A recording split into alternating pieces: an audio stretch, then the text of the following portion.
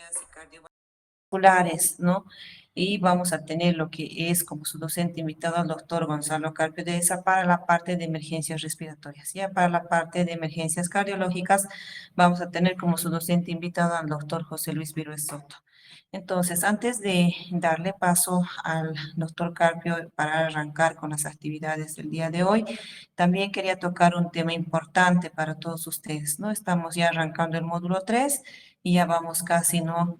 Entrando a la recta final de lo que es el diplomado. Nos van a faltar 2 módulos más para concluir. Entonces ya tenemos que ir con ustedes de elaborar, ¿no? Con calma lo que son sus monografías. Entonces, como ustedes bien saben, la modalidad de graduación del diplomado es la presentación de una monografía final, que esta monografía final la van a presentar a la conclusión del módulo quinto, que sería la parte de emergencias en pediatría y ginecología. Entonces, una vez que el módulo 5 acabe, se espera que las notas, ¿no? Nos entregue el docente y una vez con el consolidado de notas final, se les va a pasar el instructivo para lo que es la entrega de la monografía.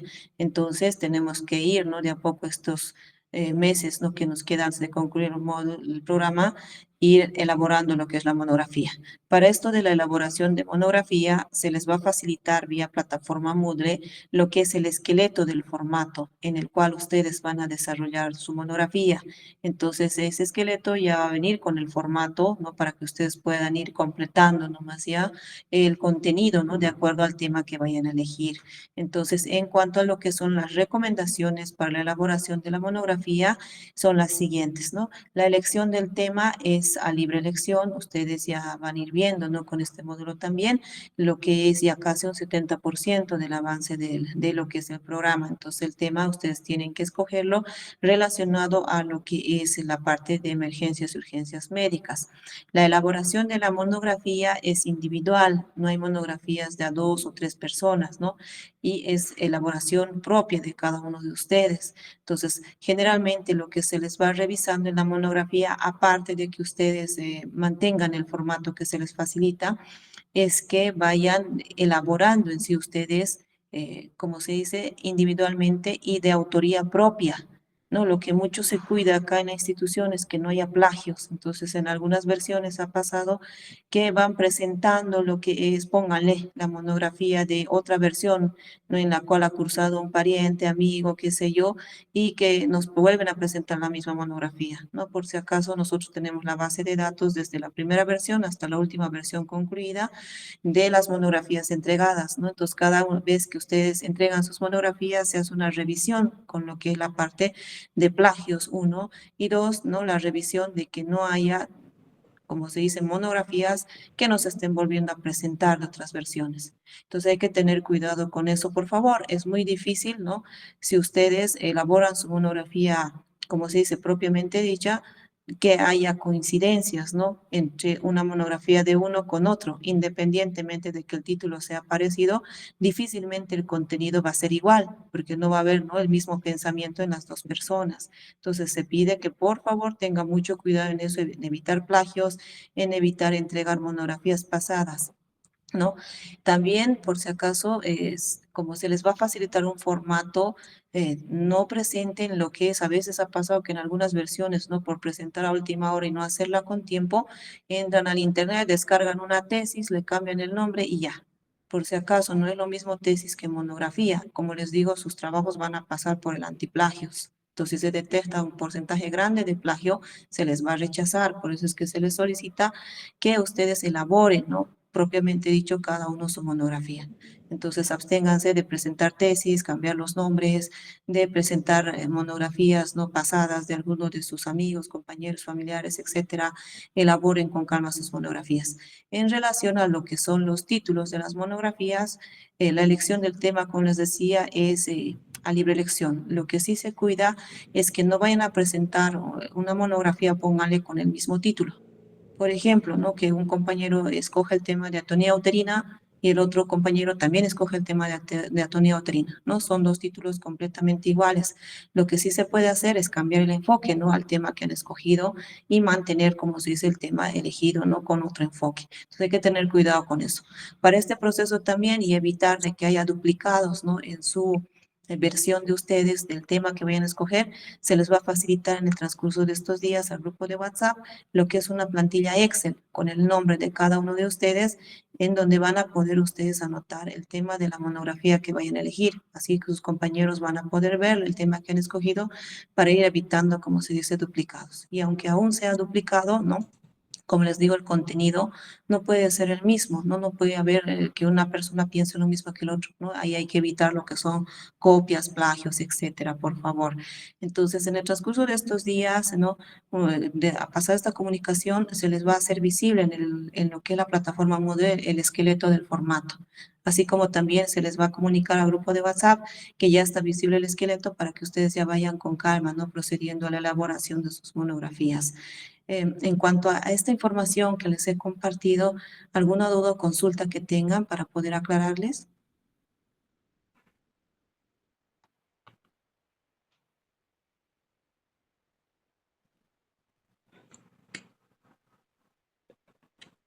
¿Dudas, consultas que tengan con relación a los puntos que hemos tocado de la monografía?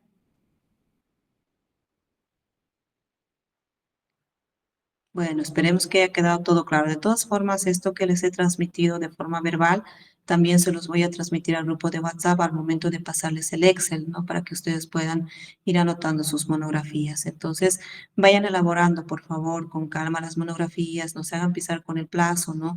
Generalmente la idea de que ustedes cursen el diplomado es que al finalizar el diplomado ustedes puedan, ¿no? Graduarse y no tengan pendiente, ¿no? La entrega de esta monografía que va a impedir en sí que puedan titularse. Entonces, la idea es que todos ustedes vayan terminando con sus monografías a la conclusión del módulo quinto y no tengamos, como se dice, rezagados, ¿no? Que el proceso en el caso de los rezagados, aparte de haber una multa, es un poco más largo, ¿no? Porque todo el proceso que para todos ustedes al momento de hacer la entrega lo hacemos digital, en el caso de los rezagados ya es, como se dice, de forma individual y es más moroso. Entonces, ahí pedirles que todos no vayan tratando de elaborar sus monografías y entregarla a la finalización del módulo quinto. Entonces, con ese comunicado, voy dando paso al docente para que vayamos iniciando con las actividades del módulo. Doctor Carpio, cuando usted guste puede arrancar las actividades programadas para el día de hoy. Muchísimas gracias, doctora Delgadillo, igualmente por la invitación al posgrado y a su persona. Bueno, vamos a ir iniciando justamente con este módulo. ¿Me confirman, por favor, si ya ven pantalla?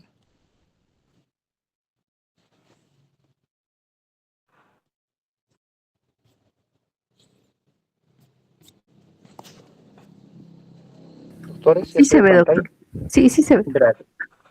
Bueno, justamente lo que la doctora hablaba, entonces, hay muchos temas que ustedes pueden recopilar de lo que han sido ya los módulos que están cursando. Hoy iniciamos un nuevo módulo en la parte respiratoria que lo hemos venido dando justamente con el doctor Virués hace muchos años.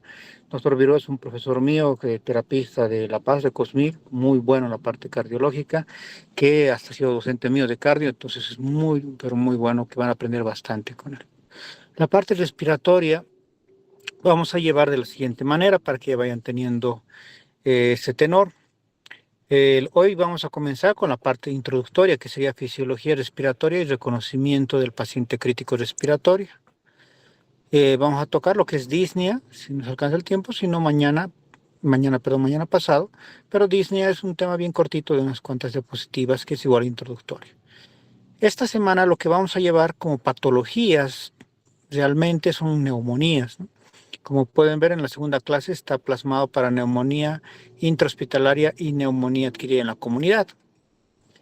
Después el tercer día de esta semana, que es viernes si mal no recuerdo, es que vamos a ver puros casos clínicos. Entonces, de igual manera que el anterior módulo, para que ustedes ya vayan previniendo esto de poder estar con un medio audiovisual que se les pueda observar. Entonces vamos a resolver casos clínicos de esos dos temas. La siguiente semana comenzamos con insuficiencia respiratoria y posteriormente el segundo día vamos a llevar 3 patologías que son EPOC, TEP y asma. Como siempre se les indica, literalmente no vamos a ver la patología como tal, sino la parte de emergencias. EPOC, por ejemplo, vamos a ver las exacerbaciones del EPOC. TEP vamos a ver justamente TEP agudo y en asma vamos a ver crisis asmática. Por lógica de estos últimos temas, por ejemplo en NAC, vamos a revisar bastante lo que se ha actualizado en base al consenso de la campaña sobre la sepsis 2026, que se acuerdan que ya habíamos tocado un poquito, pero por ejemplo ya tienen que ir repasando ustedes scores, porque eso se habla de puro scores. Entonces, ¿qué scores que ya hemos visto que van a tener que volver a repasar? El News 2, de igual manera el QSOFA y el SOFA 2, que se acuerdan que habíamos mencionado. Entonces, eso ya tienen que ir repasando, memorizando por lo menos los criterios que se toman para ustedes pedir esos laboratorios, para ustedes pedir esa imagenología o esa gasometría. En la que se refiere a EPOC, TEP y asma, vamos a ver justamente igual sus actualizaciones. Así como en diabetes sale el ADA cada año, en lo que se refiere a EPOC salen las normas GOLD, que justo ya han salido hace casi debe ser unos 30, 40 días máximo. Entonces vamos a ver todo lo último que se habla en cuanto al manejo de exacerbaciones del EPOC. En cuanto a la crisis asmática, igual existe una guía propia que tiene la crisis asmática, son las guías GEMA. Estas guías GEMA son españolas, que salen igual cada año. Y por último, se los puse en el último tema de arriba en el amarillo, manejo del paciente con COVID o SARS-CoV-2.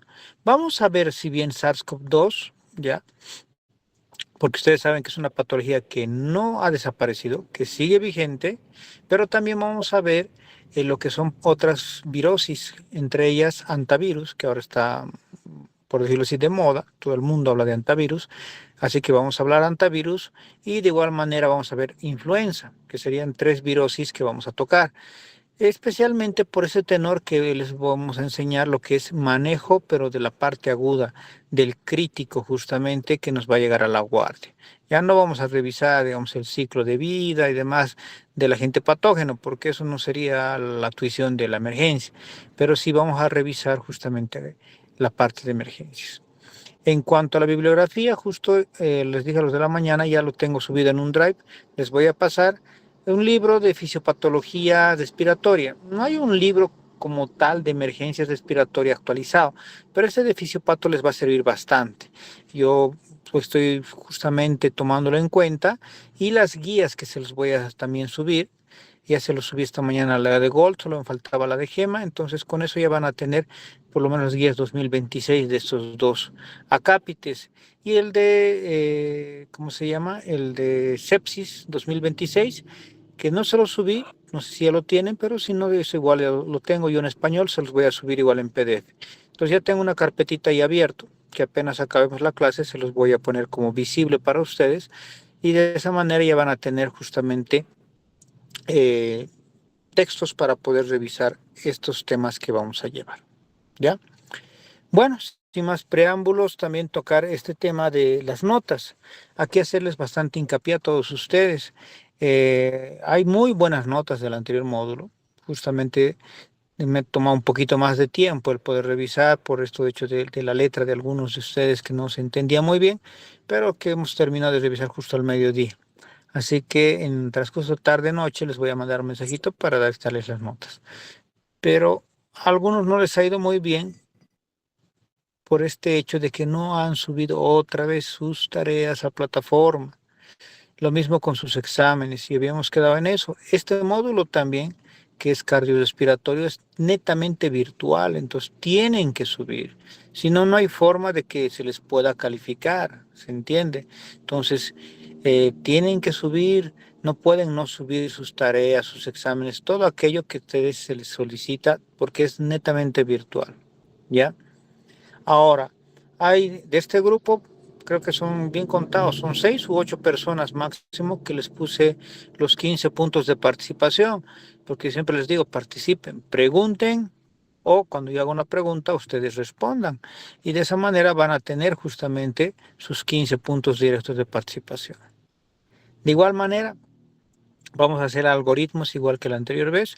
Como han visto que han hecho un algoritmo, entonces eso ya valía 20 puntos. 40 puntos en los casos clínicos. Aquí se los he hecho, vale, por ejemplo, de la anterior vez, las tareas, ¿no? Tarea 1, tarea 2 y caso 1 entraban ahí. Acá, en cambio, vamos a revisar esta semana 2 casos, ¿ya? Un caso más que les voy a dar justamente en el segundo día de la siguiente semana y después ya sus exámenes que entran como trabajo final, que vendrían a ser 2 casos clínicos que van a van a dar justamente el último día, que sería viernes. De eso va a salir su nota de 100 puntos, ¿no? Saben ustedes ya que la aprobación es con 71.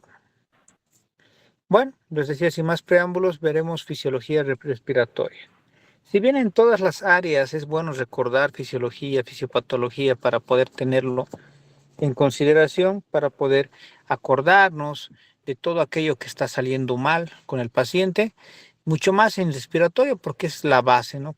Si no sabemos respiratorio y no recordamos la fisiología, no sabríamos entender el porqué de la oxigenación y cuánto de oxigenación se debe de dar a cada paciente. Entonces, si bien existen varios sistemas que llevan oxígeno a las células, es el sistema respiratorio el encargado directo de llevar justamente este oxígeno, y que lo vamos a estudiar ahora. En esta imagen hace un resumen, si quieren, en esta diapositiva, de todo lo que hemos venido hablando en estas semanas, meses que ya estamos pasando clases. Lo más importante, respiración aeróbica. ¿Recuerdan? Sé que varios de ustedes tal vez han llevado, igual que yo, el libro de bioquímica de Harper. Hay muchos que tal vez han llevado, como la San Andrés se lleva lo que es bioquímica de Blanco, que es un mejor libro que el Harper, pero tienen la particularidad, hayan leído cualquiera de esos libros, de que la funcionalidad que tiene el ciclo de Krebs gira en torno a formar ATP, formar agua, formar CO2, pero a la par también tiene una importancia en cuanto a sus sustratos. ¿Qué necesita para hacer esta formación de ATP? Y sabemos que necesita sí o sí de oxígeno, por eso ahí su nombre, que es respiración aeróbica. Sí o sí necesita de azúcar. Entonces, si le das esas dos cosas, las mitocondrias van a poder hacer la formación correcta y adecuada del número que se requiere de ATP. Según los dos libros mencionados, la cantidad de ATP que se debería de formar son de 36 a 42 ATPs. ¿Ya? Ahí les puse una intermedia de 38 ATPs. ¿Se acuerdan los nueve pasos del ciclo de Krebs?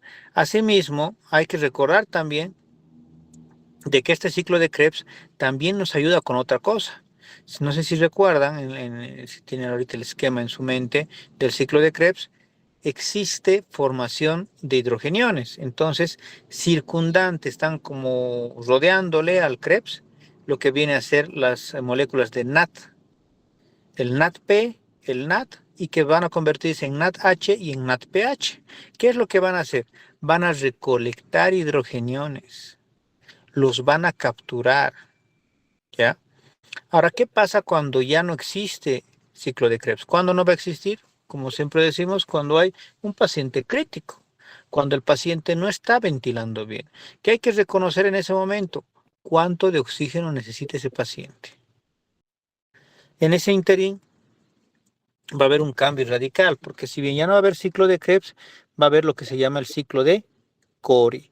¿Qué sería el ciclo de Cori? El ciclo de Cori haría referencia justamente a el ciclo anaeróbico, en el cual va a formarse ATP, y esto quiero que se entienda bien, va a formarse ATP y se va a gastar en sí mismo. Si ustedes leen el Harper y lo entienden a profundidad, te dice en líneas generales de que va a llegar a formar 2 ATPs. Blanco, miren, te pone este esquema que te dice que se va a formar 4 ATPs. ¿Ya? Ya hay libros donde te dicen que se va a formar hasta 6 ATPs, pero como pueden ver, también se van a usar dentro del ciclo de Cori ATPs. Entonces llegas a no formar nada, o sea, no lanzarte ATP sueltos para su uso, o a lanzarte un máximo de 2. Fuera, como dice Blanco, que te lanza hasta 2, comparado con los 38, 42 ATPs que existen con el ciclo de Krebs, obviamente es muy bajo, lo cual va a tener consecuencias. Si bien a nivel de electrolitos nomás, y hablando de osmolaridad, va a tener una consecuencia muy grande, ya que llegado el momento, si recuerdan, no va a funcionar la bomba sodio-potasio ATPasa, no va a formar las bombas de calcio, tanto en miocardio como en cerebro, no van a activarse otras bombas que tenemos tanto en las membranas como en las mitocondrias. Entonces vamos a llegar a un punto en el cual, al no generar estos intercambios entre electrolitos nomás hablando entre el intracelular y el extracelular, vamos a llegar a generar edema o extravasación a la inversa. Tercer espacio. Entonces, habiendo entendido eso, también hay que hablar de otro punto importante que es, ¿qué otras funciones tiene justamente esta vía respiratoria? Dentro de esta vía respiratoria además tiene la función de acondicionamiento del aire, filtrar, calentar y humidificar, la defensa del organismo, regulación del pH, regulación de la temperatura y equilibrio hídrico, conversión, producción de sustancias en el pulmón y la fonación. Si partimos desde abajo, acá viene un punto importante, interesante, el intercambio de aire entre la atmósfera y el alveolo. Y aquí entra otra vez ese término que tanto hemos hablado ya, FiO2, la famosa fracción inspiratoria de oxígeno. Como ustedes recordarán, la famosa fracción inspiratoria de oxígeno normalmente es del 21%. ¿Qué significa? Esa es la cantidad de oxígeno, ahorita que estoy en la ciudad, en Cochabamba, esa es la cantidad de oxígeno que hay en el aire que estoy respirando. Algunos de ustedes que esté, que se yo, en Potosí, en La Paz, en Santa Cruz, en la China, en Australia, va a ser lo mismo. Va a inspirar igual 21% de oxígeno. Ahora, ¿dónde gira la importancia? ¿Cuánto de esos 21% van a irse al intercambio? O sea, ¿cuánto de esos 21% que está entrando a mis alvéolos se va a quedar dentro de mi cuerpo? Y la respuesta será entre 5 a 6% máximo. O sea, que voy a exhalar descontándole unos 14 a 15 de FiO2. ¿Se entiende? ¿Por qué creen que hasta antes de la pandemia, tipo 2019, 2018, cualquier libro que ustedes hubieran leído de reanimación, hubieran leído de que se seguía haciendo lo que hoy en día se llama, o bueno, lo que en ese entonces se llamaba en todo caso, la respiración boca a boca?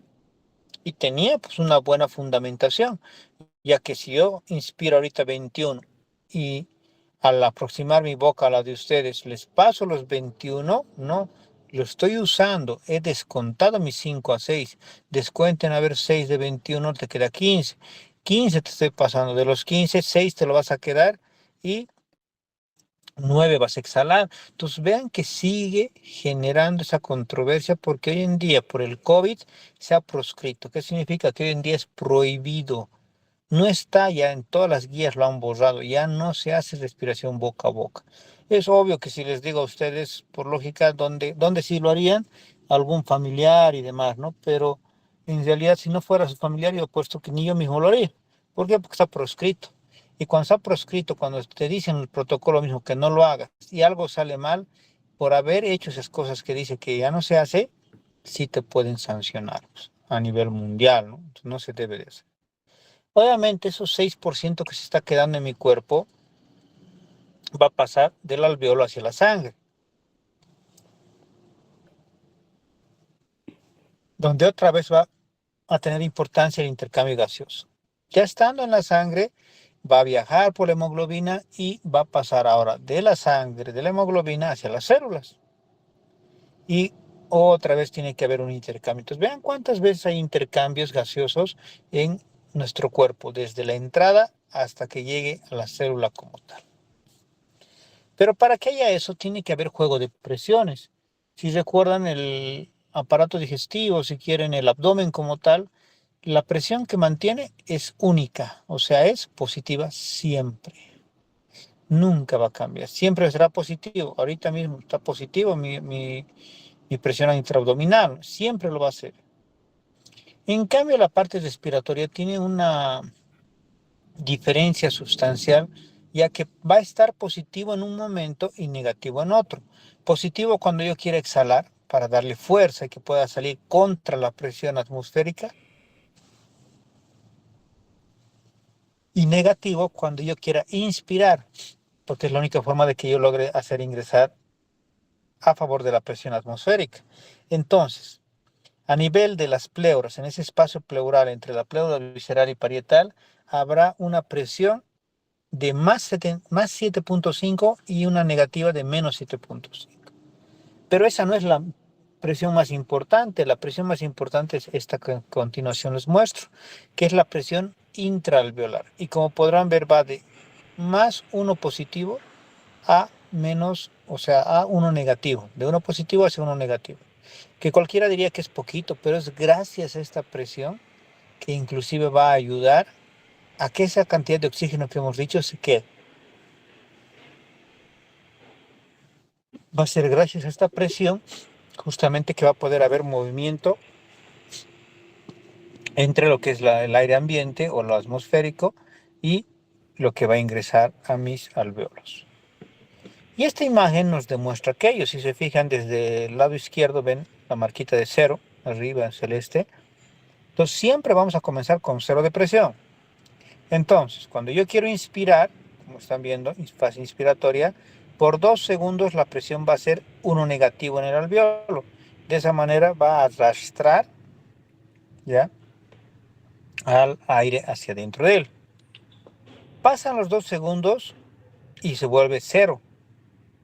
O sea, ya no se mueve ni el alvéolo.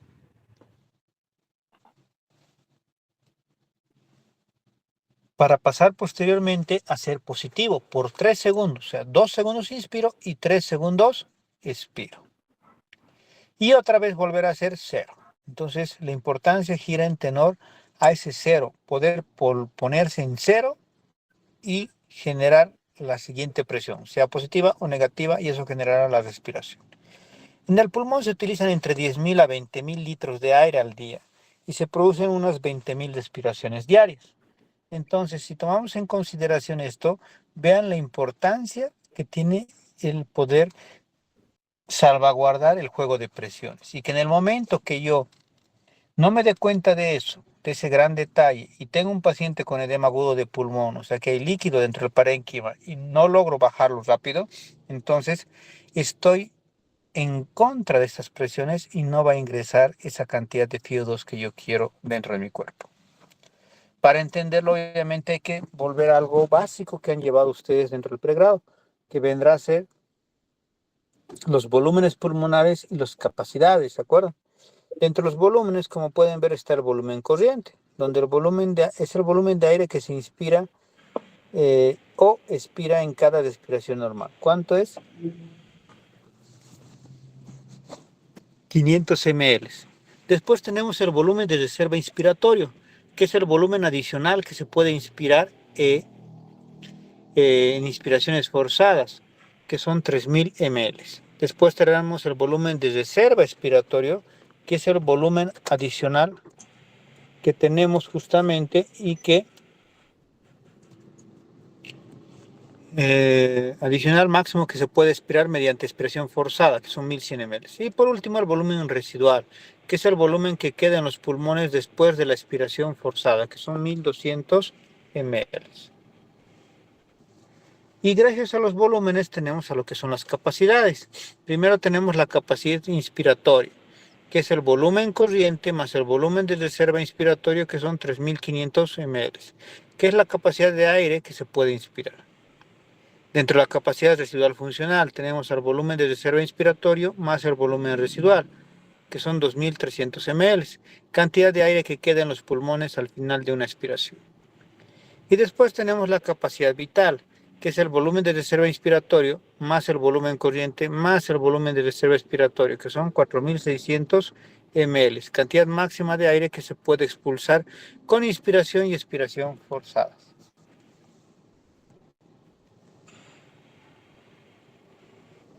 Y por último tenemos la capacidad pulmonar total, que es la capacidad vital más el volumen residual, que son 5.800 ml, que es el volumen máximo que se puede expandir los pulmones con el máximo esfuerzo. Y a este se le debería añadir, como bien dice en la diapositiva, el volumen minuto, que es el producto del volumen corriente por la frecuencia respiratoria, que es más o menos 6 a 8 litros por minuto. Ahora, la parte más importante de este marco de fisiología que estamos llevando va a ser la cadena respiratoria, ¿ya? Que son centro respiratorio, vías nerviosas, el fuelle toracopulmonar y la circulación sanguínea.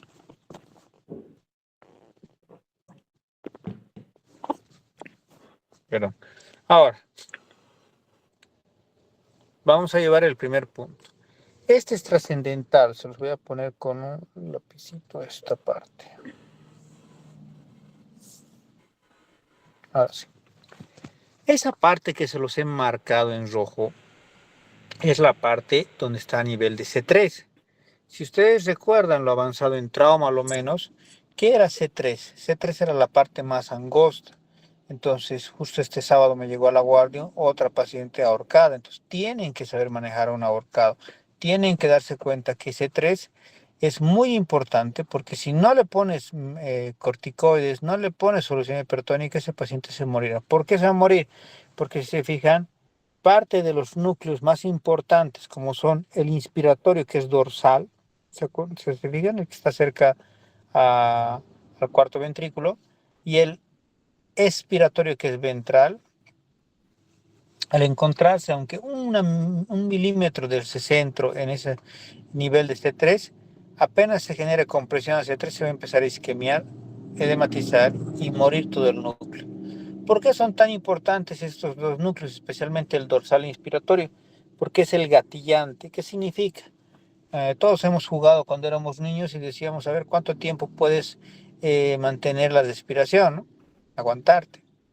Entonces, pero hay un punto en el que ya no puedes aguantarte más y tienes que respirar, ¿no? Por eso funciona. Porque el gatillante, cuando somos niños, hasta los 40 años en realidad, es la hipoxemia. Cuando baja el oxígeno, se gatilla y empiezas a respirar. Versus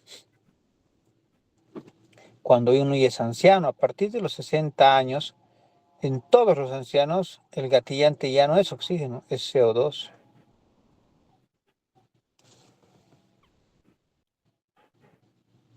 Y si recuerdan, habíamos hablado, por ejemplo, en trauma, que el FIO2 que tenemos que llegar cuando uno sufre trauma y es joven es del 71%. Miren, de 21 hay que subir 50 puntos. En cambio, en el anciano hay que subir a 61%. ¿Por qué menos? Porque si le pones un poquito más, vas a terminar de borrar el CO2. Y les doy un ejemplo clásico que siempre les recomiendo. Generalmente les pasa a los residentes de medicina interna de primer año. Como no saben, están temerosos en la emergencia, llega un paciente, imagínense un viejito que nos llega ahorita. Llega a la guardia con una saturación de 60, 50, que es lo normal para él. Ha venido por su uñero, ha venido a que tú le veas la presión, lo que ustedes quieran. Algo que no tiene que ver con patología inclusive. Llega la guardia, todo tranquilo, tú le saturas por casualidad y ves que está saturando bajo. Te asustas y ¿qué es lo primero que van a hacer? Van a tratar de intubarlo, lo más seguro. Lo van a intubar o le van a poner una mascarilla. ¿Qué van a causar con eso? Que el paciente haga paro respiratorio. ¿Por qué? Porque el viejito responde o su gatillante es CO2. Si tú lo limpias el CO2, lo mataste al viejito literalmente. Entonces, por eso es que no se le debe de dar al paciente a oxígeno solo porque sí. Y hay que titularlo muy bien. ¿Se entiende? Entonces, la oxigenación tiene que ser la que necesito. Intubar a cualquier paciente, cualquiera podría decir, ah, bueno, me he equivocado, ahora lo que estuvo ya. Podría ser en un joven que me he equivocado, que se dio un coma hiperosmolar, una hipoglicemia, le intuba, bueno, lo que estuvo. Pero en estos pacientes no es tan fácil. ¿Por qué? Porque tú ya lo has limpiado el CO2 por darle oxígeno. Ahora necesitas que ese anciano recupere ese CO2. Gracias a la pandemia, siempre digo, se han creado nuevos equipamientos, entre ellos los ventiladores mecánicos actuales. En los antiguos, hasta el 2018, a lo menos los que llegaban aquí a Bolivia, que eran antiguitos, no te daba la opción de que tú le digas a la máquina cuánto tiempo le vas a dar de oxígeno, o sea, cuánto tiempo le vas a decir que inspire, cuánto tiempo le vas a decir que expire. Eso no decía justamente los antiguos equipos. Los actuales equipos después de la pandemia y durante la pandemia sí te daban ese tenor. Entonces, ¿por qué creen que antes los terapistas no querían saber para nada de tu paciente añoso? No les interesaba. ¿Por qué? Porque sabían que a veces no lo podías despertar. En cambio, hoy en día sí podemos. Me la juego, lo intubo, todo lo que ustedes quieran, lo subo a terapia, está en terapia. Ya para darlo de alta,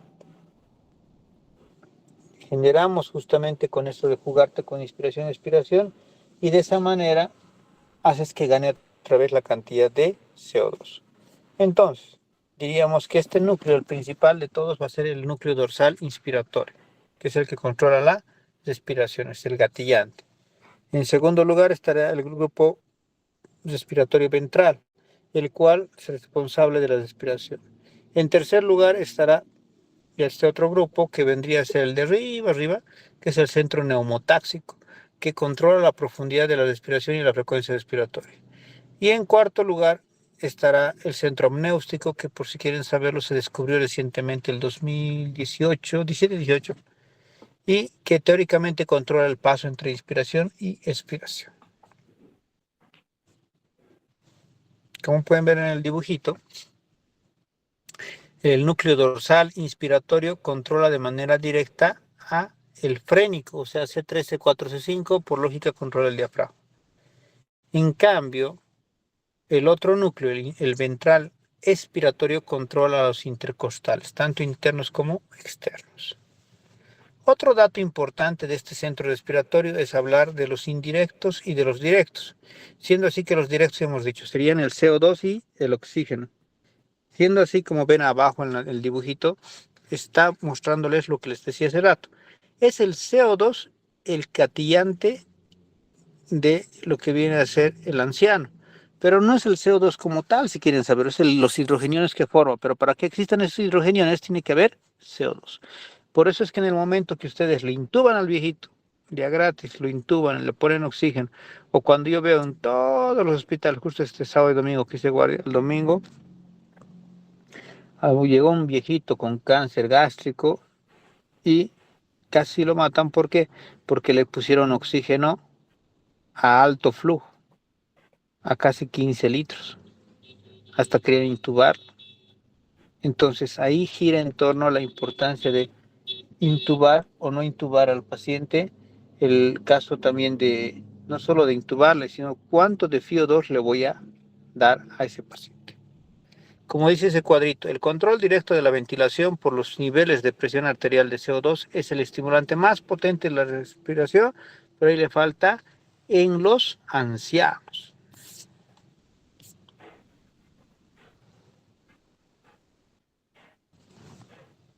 También está el control químico indirecto, siendo así que el control químico indirecto, si se acuerdan, han debido llevar esto igual, hayan llevado el Guyton o el Gano, se encuentra en lo que son los quimiorreceptores, tanto en los carotídeos como en los aórticos. También tenemos lo que es el fuelle toracopulmonar. Entonces aquí tiene importancia este reflejo de Hering-Breuer. ¿Qué es ese reflejo? Además del control de la respiración, participan terminaciones nerviosas que provienen del pulmón y actúan sobre el centro respiratorio. El control más importante es por los receptores de estiramiento, situados en la musculatura de la pared bronquial y que detectan cuando el pulmón está súper insuflado. Este es reflejo de tensión de la inspiración, o sea que yo sigo metiendo aire y algo me dice, ya no metas más, ya está lleno. Eso es el reflejo de Hering-Breuer. Otros controles que tenemos vendrían a ser el control voluntario que tenemos sobre la respiración. Emociones, ustedes saben que el dolor puede llevarnos a un paro agudo. Receptores irritantes localizados en tráquea y árboles bronquiales. Receptores J pulmonares situados en contacto con los capilares pulmonares. Temperatura, el descenso de la temperatura corporal disminuye la frecuencia respiratoria. El aumento de la temperatura induce taquipnea e hiperventilación. Y los barroreceptores, el aumento de la tensión arterial actúa sobre este mecanismo produciendo taquipnea.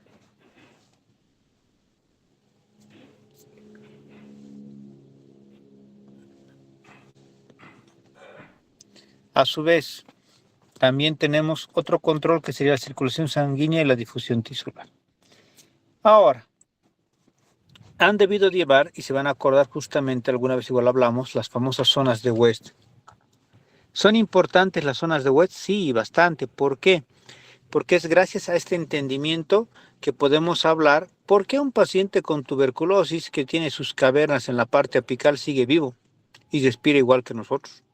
Y ni siquiera le hace falta el total de su pulmón y le puedes mandar a correr una maratón y lo va a hacer igual que tú. Entonces todo surge con esto que es las zonas de West.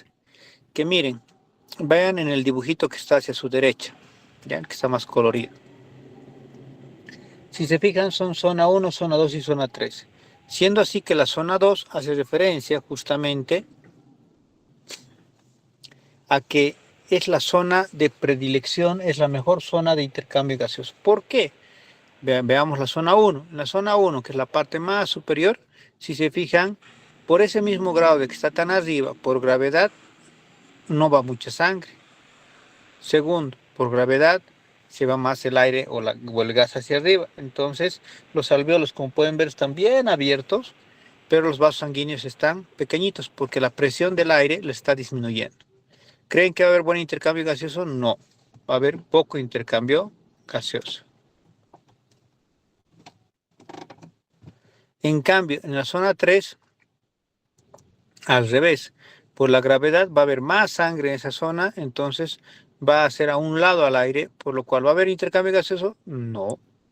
Siendo así que solo la zona 2, que es una zona más pequeña, es donde va a haber intercambio gaseoso.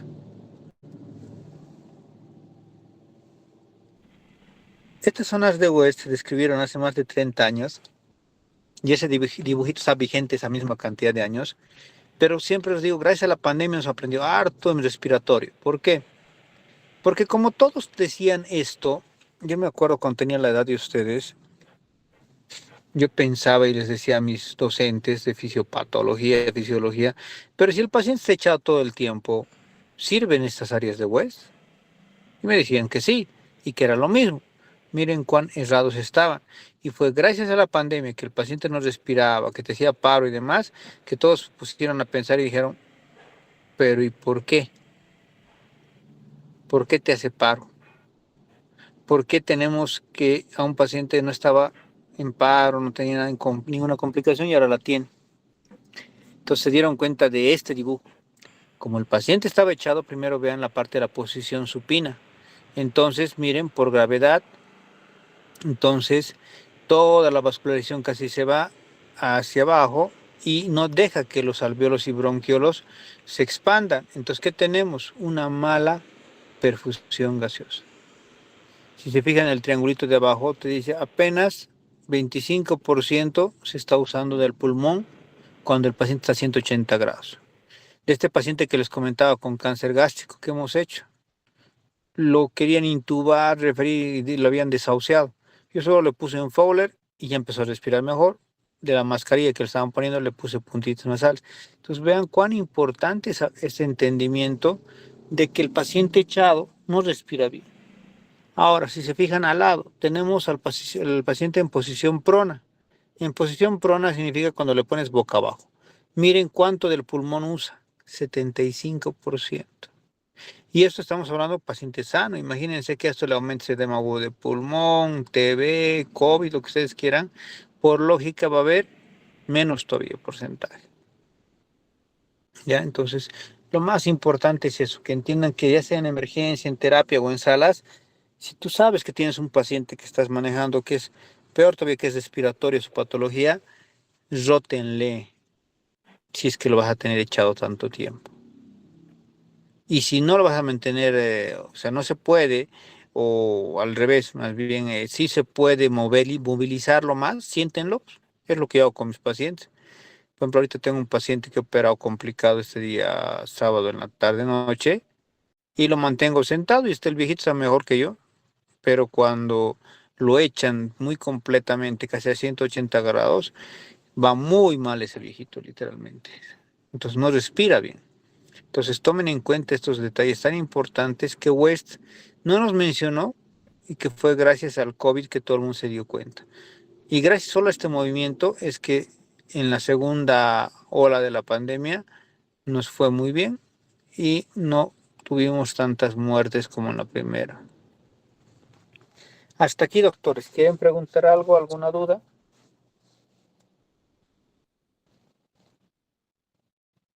Nada. Doctor, una consulta. Kevin, Eh, dale. Respecto al COVID, dijo, ¿no? Es verdad que Ajá. sí, después del COVID estaban usando incluso en los hospitales boca abajo, pero si el paciente quisiéramos que tuviera una mayor ventilación, mayor al 75%, ¿en qué posición sería lo ideal colocarlo? Es que quiero que te des cuenta en algo. Pues mira, por eso les he puesto aquí el dibujito del West, que es el primero que se describió hace 30, 40 años casi. Y que mira que tenía lógica, pues West, que es un fisiopatólogo norteamericano. Él decía los que les mencioné hace unos minutos, ¿no? De que, ¿por qué no hay buen intercambio gaseoso? Porque abajo se está yendo todito la sangre y por lógica se está concentrando ahí y no deja que los alvéolos ni los bronquiolos se abran. Y a la inversa hacia arriba se está yendo todo el aire y no está dejando que los vasos se abran. Solo entonces tienes la zona 2. Entonces acá cuando estás echado a 180 grados, peor todavía, entonces como si te fijas el grado de concentración que tienen los alveolos, de igual manera la sangre es más abajo. Si mira, está en el segundo dibujito que está en la posición supina, si te fijas, donde dice mayor ventilación. Entonces la mayor ventilación es arriba, casi, si te acuerdas en cuanto a segmentos, el segmento 4 y 5, ¿te acuerdas que son 10 segmentos en cada pulmón? La parte de la língula está, la única que está ventilando. Por eso es que tan solo llega al 25%.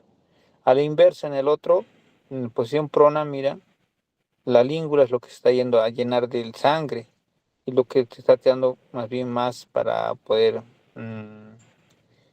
usar sería la parte del dorso, ¿no? La parte posterior del pulmón.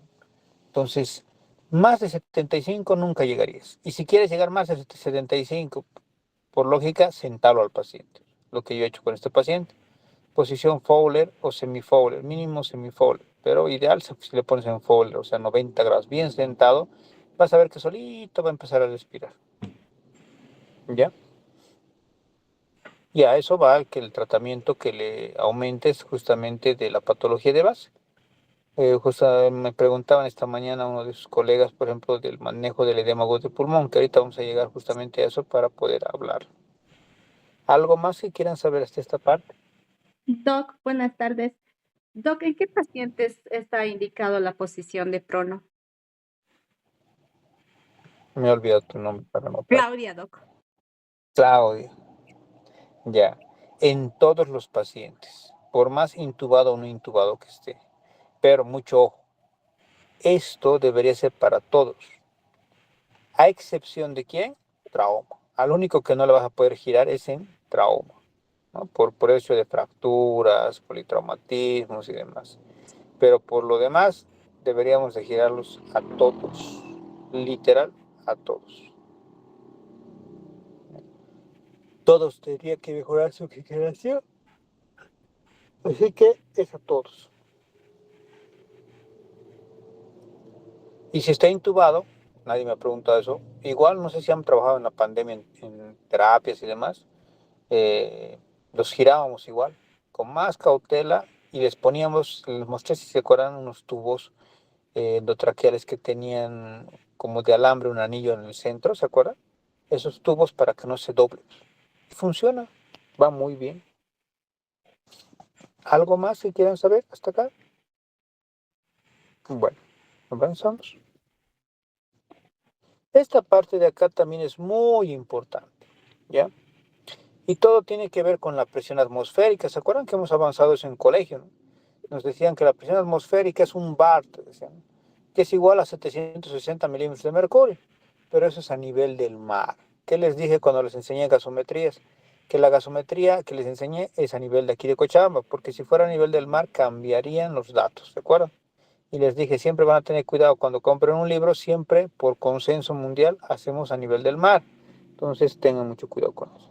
Entonces, a nivel del mar la presión es de 760. Para calcular cuánto es la presión de oxígeno, presión arterial de oxígeno que debe de ser un valor normal en la gasometría, se multiplica la presión parcial de oxígeno que está ahí, la presión de la atmósfera, ¿no?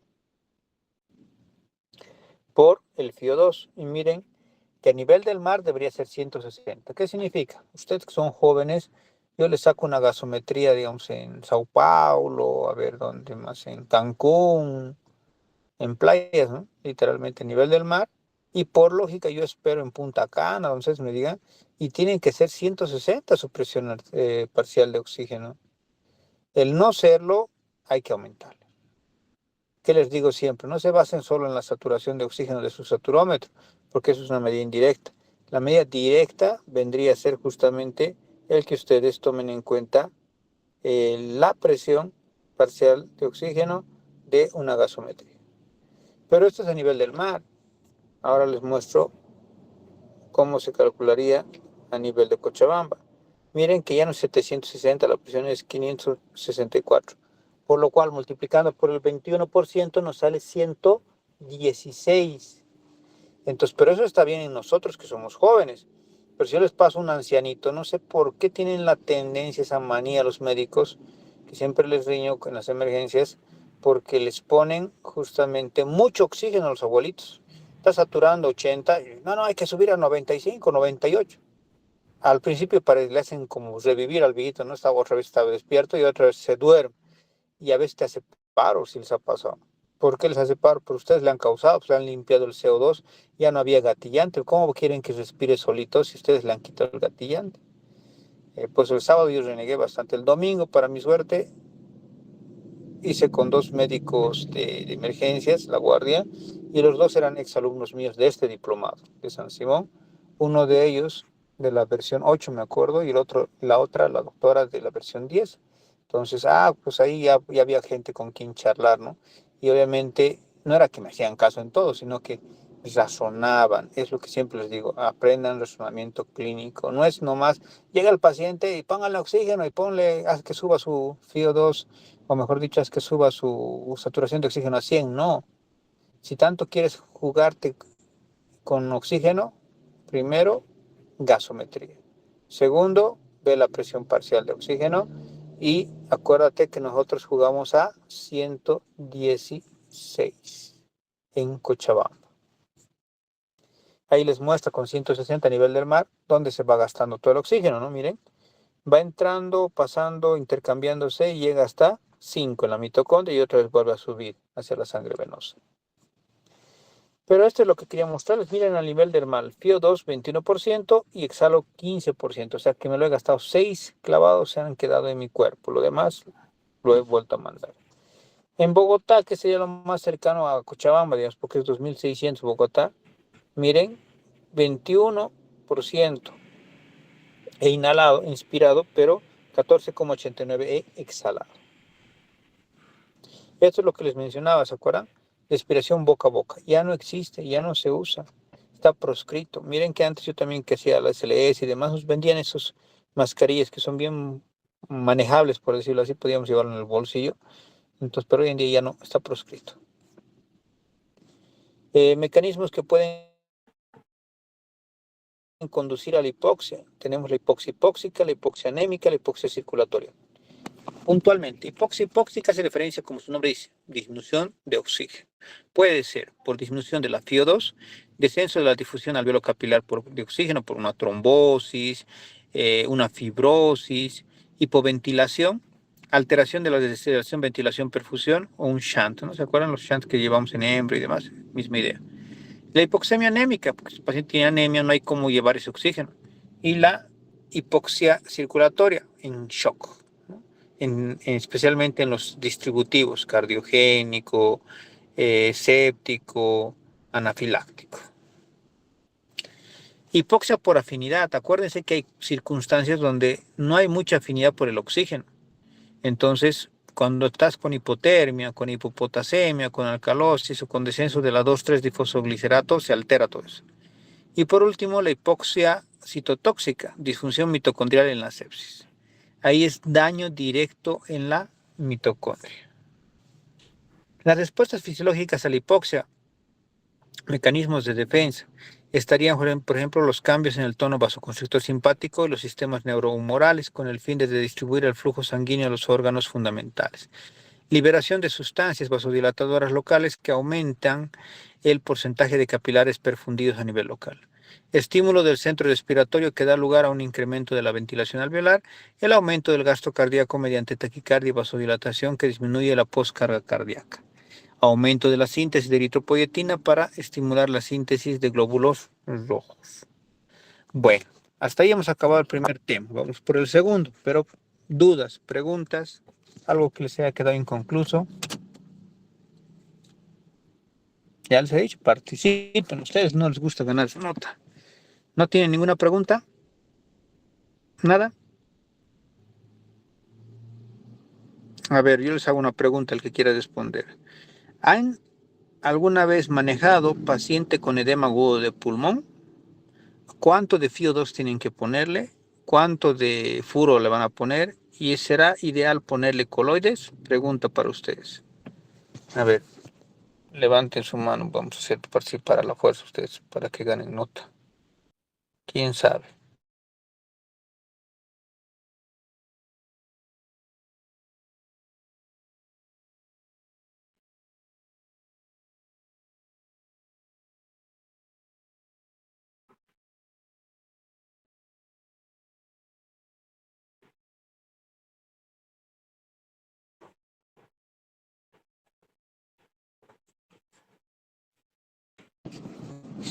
Nadie sabe. ¿Cuál sería sus razonamientos? Si tengo edema agudo de pulmón, ¿cuánto de FiO2 me van a dar? ¿Me van a subir hasta el 100%? Una pregunta. Segunda, ¿me van a dar diuréticos? ¿Me van a dar coloides? ¿Qué me van a dar? ¿Qué se les ocurre? Diuréticos. Yo creo, doctor, que el FiO2, dependiendo la edad, sería también, ¿no? Como nos dijo, en el adulto hasta 71 y en el anciano hasta el 61. Y como el edema puede estar causado quizás por un shock cardiogénico, se debería dar furosemida, aunque la dosis no estoy seguro si habría que empezarle con 20 o 40 EB, doctor. ¿Alguien más? Bueno, para que les sirva lo que hemos hablado ahorita. Lo que decía Kevin tiene razón, pero no total. En cuanto a la oxigenación, acuérdense que la oxigenación en trauma hay que llegar el FiO2 al 71. En el adulto joven, como bien lo decía, y en el anciano 61. Pero eso es en trauma. En cambio, en edema agudo de pulmón, quiero que se den cuenta, ese pulmón está lleno el parénquima de agua, de líquido. Entonces, si tú le das mucha presión, ¿qué es lo que va a pasar? Vas a terminar destruyendo alvéolos. No es lo ideal. Lo segundo, el empleo de la furosemida, de un diurético. Va de la mano de cuál es tu objetivo. ¿Qué objetivo tienes justamente para la mejora? ¿En cuánto tiempo lo quieres mejorar al paciente? A la vez, porque tienes otras armas. Dentro de ellas también el empleo de coloides. ¿Qué coloides conocemos? Gelofusina, hemacel, albúmina. Deme un segundo.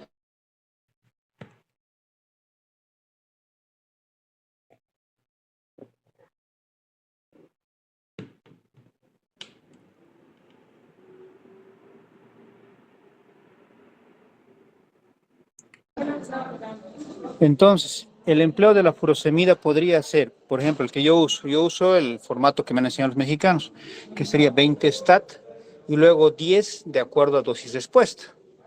Hay otros que van a ver que lo ponen en microgotero. En el microgotero lo pueden poner entre 4 a 6 ampollas en 100 de fisiológico de Ringer y con eso lo van generando para una carga, si quieren, que le va a entrar en 4 a 6 horas. ¿Ya? Entonces ese es el formato, pero a la vez se usa coloides. Pero el coloide que van a usarlo como un anciano, o sea, 150 cc le van a dar de carga y luego 50 cada 6 o cada 8 horas. Ese es el formato correcto, ¿no? Pero lo importante, el FiO2 que les he preguntado, apenas hay que llegar a 30 a 40 de FiO2. No mucha presión porque vas a destrozar ese alvéolo, porque la lógica es darse cuenta de que la presión que le está generando que no se abra o que no haga recambio es justamente por el hecho de que el agua no le deja, ¿no? Entonces eso es lo importante, ¿ya? Bueno, denme un segundo y comenzamos con el segundo tema.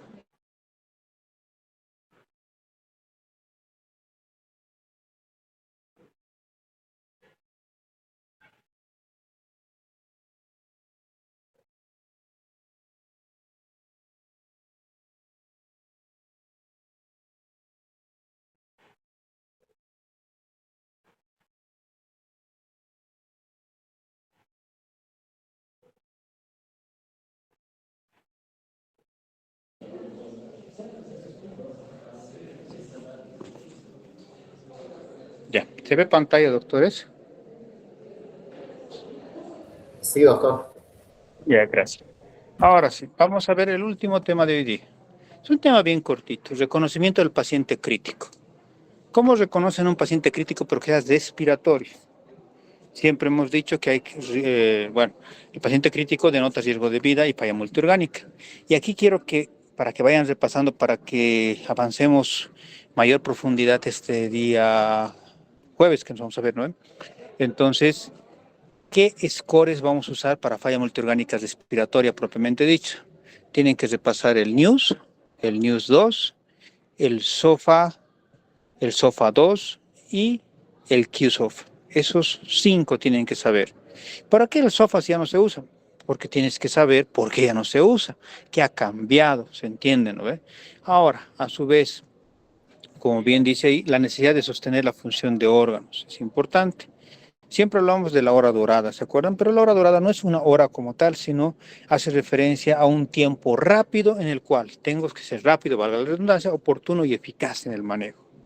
Asimismo, tengo que estar alerta. El famoso detecto, intervengo, revalúo con diagnóstico continuo y aquí entra otra vez scores pronósticos. Como van a revisar nuevas guías, si quieren, de NAC, van a ver que lo que les voy a enseñar no es lo que ustedes están acostumbrados.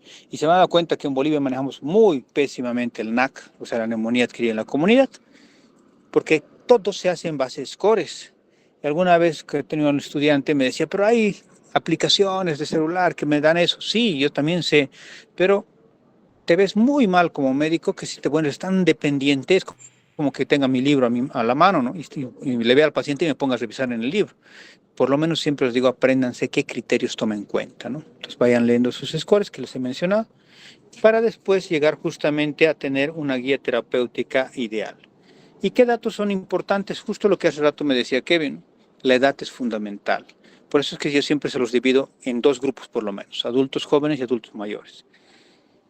La condición física, no va a ser lo mismo el darle la misma cantidad de oxígeno a un desnutrido que a un paciente obeso mórbido, que a un paciente normal con un peso, por decirlo, cercano a la normal, eutrófico que llamamos, ¿no?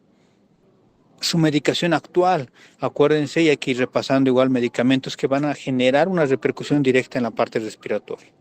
Y también problemas médicos previos que tenga silicosis, asbestosis, tuberculosis, COVID con sus fibrosis y demás. Y para finalizar, la idea es que eso no nos pase, ¿no? Pero si hace 5 minutos sus signos vitales estaban normales, acordándonos que el signo vital más importante, siempre les digo, es la frecuencia respiratoria y hacer una curva de ella. Y con eso hemos terminado esta primera parte. Vamos a llevar Disney, que es un tema bien cortito, para iniciar la segunda clase el día jueves. Y vamos a ver NAC, neumonía adquirida en la comunidad, para que el día viernes veamos neumonía intrahospitalaria, que es cortito, y hacemos los 2 casos. O uno por lo menos vamos a tratar de hacer, pero para que tengan ya nota de casos clínicos. ¿Alguna duda, doctores? ¿Alguna pregunta? Nada. Bueno, entonces, culminando esta clase, dale. Una consulta más, doctor. Dijo que el tratamiento era aumentar la FiO2, furosemida y coloides. Los coloides, pero doctor, ¿están recomendados? Porque como aumentan el líquido, ¿no va a causar más edema de pulmón tampoco? ¿O no va a ser que empeore? Más bien lo que estaría contraindicado, como tú me estás preguntando, serían los cristaloides. Los coloides como tal, si te pones a pensar, voy a aumentar la osmolaridad intravascular. De esa manera voy a traccionar, voy a jalar líquido hacia dentro de los vasos. Mientras, a la vez, estoy dándote furosemida para que orines ese líquido que ya está en tus vasos. Entonces, es un juego doble que estás haciendo, ¿no? De 2 maneras estás buscando un solo objetivo, que elimine líquido. Inclusive, si quieres saberlo, el tratamiento más adecuado cuando está totalmente, no sé si alguna vez has tratado con un paciente que está velado por completo, ¿no? Todo blanco está la radiografía, entonces ahí lo que yo hago, inclusive le inicio noradrenalina a dosis un gamaje bajo, a 0,01 gamas, y van bien. ¿Por qué? Porque realmente le estoy aumentando la presión para poder seguir usando la furosemida, por eso mismo el coloide te va a ayudar un poquito a aumentar la presión, para que también estás usando diuréticos y lo puedes choquear a ese paciente, o tal vez ya está en shock, inclusive como tú mismo lo has dicho.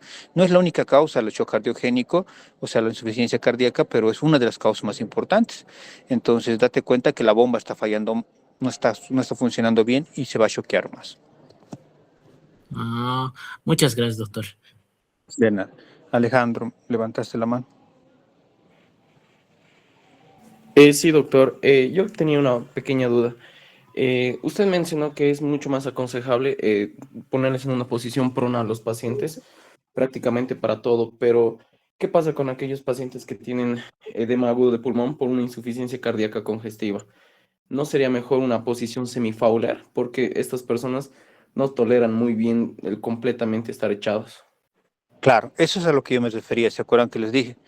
Hay situaciones en las cuales, por lógica, cambiarle justamente este hecho, este tenor de poder realizarle un cambio de posición, va a generar un cambio radical hasta en su manejo. Pues te decía eso. Entonces, en todos los pacientes va a mejorar, ya en todos, absolutamente en todos. Pero va a haber, como inclusive les di el ejemplo de este paciente que manejé el fin de semana, va a haber pacientes en los cuales, pues como es decisión clínica la tuya, que tú tienes que decidir y vas a decir, pues, pero a este paciente en particular le voy a mejorar más todavía, porque acuérdate que hablando de zonas de West, vas a llegar a lo que me preguntaba Kevin hace rato, más del 75% sentándolo que teniéndolo echado a 180 grados, ¿no? ¿Se entiende? Entonces, jugate, en otras palabras, con las áreas de West, entre estar parado o sentado, pero sentado completo, Fowler completo, no semi-Fowler, y estando echado. Entonces, esa sería la mejor respuesta. Cada paciente, saben ustedes que es heterogéneo y tú te tendrás que decidir cuál va a ser la mejor posición para él. Está bien, doctor. Bueno, Muchas gracias. de nada. Si no hay más dudas, doctores, nos vemos entonces este día jueves con neumonía adquirida en la comunidad. Hasta luego, doctores.